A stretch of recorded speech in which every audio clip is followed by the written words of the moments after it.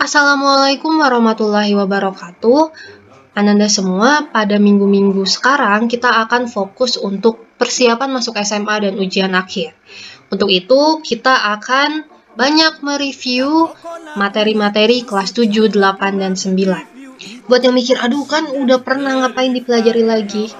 Oke, ini hukumnya wajib untuk semuanya. Tidak ada yang sunnah, semuanya wajib mengikuti. Buat yang udah bisa, it's okay, karena mungkin bisa dapat perspektif baru dan bisa makin pintar. Dan untuk yang emang belum paham, ayo kita belajar. Mending bersusah-susah belajar sekarang untuk kenikmatan di masa depan, bukan? Untuk materi pertama yang akan diulas adalah persamaan garis. Apa sih yang Ananda pikirkan ketika mendengar materi persamaan garis? Banyak rumus? Enggak juga gampang kok. Yang penting tahu aja konsep dasarnya. Nanti rumus mah bisa kita kembangkan sendiri bahkan kalau kita udah tahu konsep dasarnya. Oke. Mulainya dari mana ya belajar persamaan garis ini? Kita PDKT dulu yuk dengan gradien. Gradien itu apa sih? Kemiringan. Iya, betul. Tapi maksudnya kemiringan gimana? Sebenarnya sih gradien atau kemiringan itu sama kayak misalkan panjang. Dari dua batang kayu tersebut, kita bisa dong nentuin mana yang lebih panjang, mana yang lebih pendek.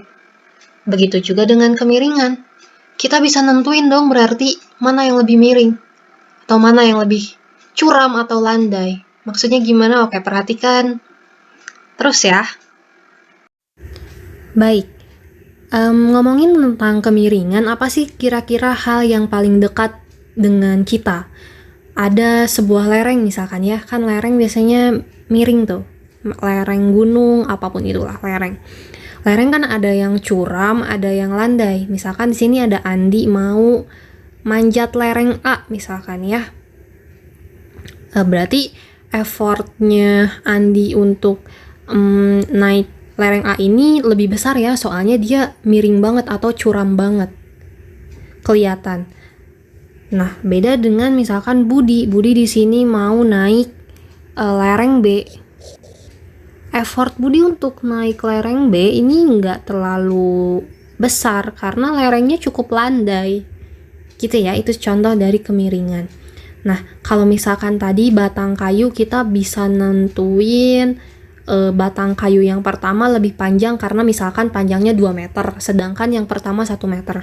Nah, bagaimana dengan kemiringan? Apakah ada ukurannya? Juga ada, yaitu dengan gradien tadi. Jadi, gradien itu merupakan suatu ukuran kemiringan yang bisa membantu kita menentukan gitu, apakah ini tuh lebih miring, lebih curam, atau lebih landai.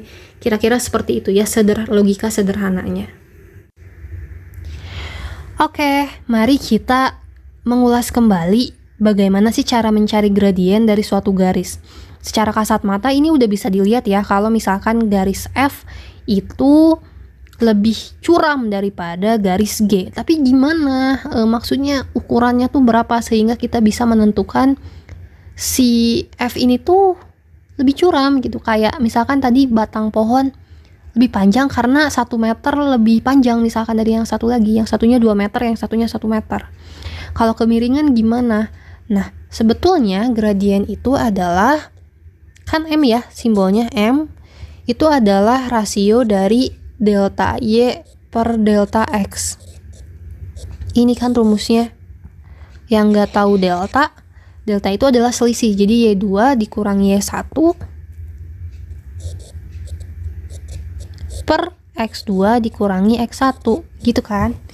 Ini rumus gradien. Yang dimaksud dengan delta Y delta X tuh yang mana sih? Misalkan ya, kita lihat dulu garis F. Bunda ambil 2 titik yang nempel di garis tersebut, yaitu garis A dengan garis B. Terus digambar suatu garis bantu sedemikian sehingga seperti membentuk segitiga siku-siku gitu. Ini nih, delta Y itu ya yang sejajar, yang vertikal gitu, yang sejajar dengan sumbu Y. Yang ini kan 2. set 2 ya, 1 2 2. Sedangkan delta X-nya tuh 1. Wih. Delta X-nya tuh 1. Nah, 1 aja. Berarti delta Y per delta X-nya itu 2/1. Gitu ya, sama dengan 2. Atau lebih aman sih sebenarnya enaknya pakai yang ini. Jadi ditentuin dulu koordinatnya gitu biar nggak salah. Yang A kan koordinatnya itu adalah berapa, ayo? 2,3 ya. Ingat, sumbu X, sumbu Y. X dulu 2,3, B-nya 1,1. Ingat mau yang mana aja nentuin X1, X2-nya boleh. Misalkan Bunda maunya ini X1, Y1, ini X2, Y2. Tinggal dimasukkan ke rumusnya. M sama dengan Y2 per Y1 per X2 min X1. Y2-nya 3, Y1-nya 1 per X2-nya 2, X1-nya 1. Berarti 2/1. Gitu kan ya, atau sama dengan 2. Jadi gradien untuk garis F itu adalah 2. Untuk yang garis B dicoba ya. Ini udah bisa kelihatan tuh. Ini delta Y-nya 1. Delta X-nya 2. Ini pasti gradiennya setengah. Tapi supaya lebih yakin pakai yang ini aja deh.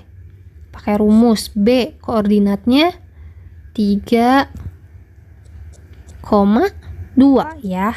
Untuk yang A 1,1. Berarti M sama dengan Y2 kurangi Y1 per X2 min X1. Sama dengan Y2-nya mau yang mana ya? Boleh yang ini ya. X2 Y2. Ini X1 Y1. Y2-nya berarti 2 dikurangi 1 per 3 dikurangi 1 sama dengan 1/2. Itu berarti gradien garis yang kedua atau garis G ini adalah setengah. Nah, apa yang bisa kita simpulkan dari sini? Coba lihat. Yang lebih curam gradiennya 2, yang lebih landai gradiennya setengah. Berarti semakin curam suatu gradien atau suatu kemiringan, berarti nilainya lebih besar atau lebih kecil. Ayo coba dipikirkan ya. Baik, sekarang coba perhatikan garis F dan garis G. Kalau misalkan ada orang tuh ya, Bunda tandain ada orang yang mau manjat ke garis F dan ke garis G, itu pasti butuh effort yang sama karena curamnya sama, ya nggak sih?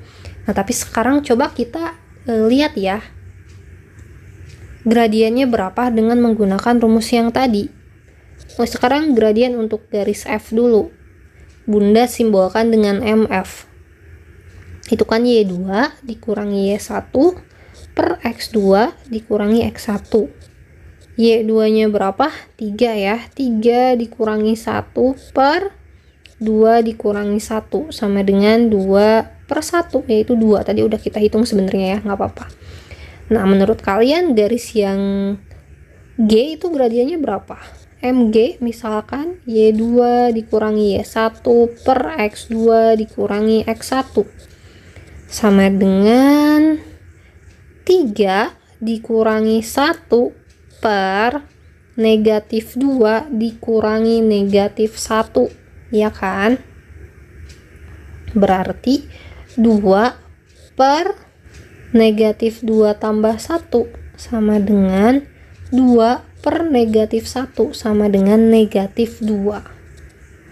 Oke, jadi kalau angkanya itu menunjukkan dia curamnya sama gitu, sama-sama 2 nilainya. Tapi di sini bedanya yang F itu positif, yang G itu negatif. Jadi positif negatif dari suatu gradien itu menentukan arahnya. Kalau untuk yang positif berarti itu arah garisnya itu ke kanan atas atau ke kiri bawah. Tapi kalau misalkan yang negatif itu ke kiri atas atau ke kanan bawah. Jadi tergantung perspektif kita lihatnya gimana. Kalau kita mau ngelihatnya dari bawah ke atas berarti dia ke kanan untuk yang positif. Tapi kalau kita mau lihatnya ke bawah berarti dia ke kiri bawah gitu ya. Terus kalau misalkan yang negatif, kalau kita mau lihatnya ke atas berarti ke kiri atas. Tapi kalau mau lihat yang ngelihatnya ke bawah berarti ke kiri bawah. Seperti itu. Ya, jadi curamnya sama 2, tapi arahnya beda yang ditentukan dengan positif dan negatif dari gradien tersebut. Seperti itu. Nah, sekarang Bunda mau ngajak mikir nih, kalau misalkan garisnya horizontal seperti ini, menurut kalian gradiennya gimana? Ya, betul, gradiennya 0 ya. Kalau misalkan kita analogikan dengan tadi ya, mendaki gunung dan lain sebagainya, ini kan berarti seolah-olah berjalan di lantai yang lurus gitu. Jadinya pasti kemiringannya udah pastilah ini 0, kayak gitu ya. Karena effortnya juga biasa aja kayak jalan di lantai biasa.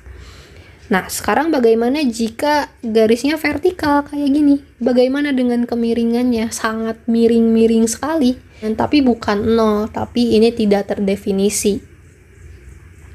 Karena kalau misalkan kita mau manjat yang kayak gini harus dengan kosong, nggak ada alat apapun, ini akan sangat susah ya, karena beneran vertikal gitu. Jadinya gradiennya juga tidak terdefinisi. Kalau kalian mau masukin ke rumus gradien juga, nanti hasilnya pasti tidak terdefinisi karena penyebutnya akan 0. Nah, sekarang bagaimana dengan 2 garis yang saling sejajar kayak gini?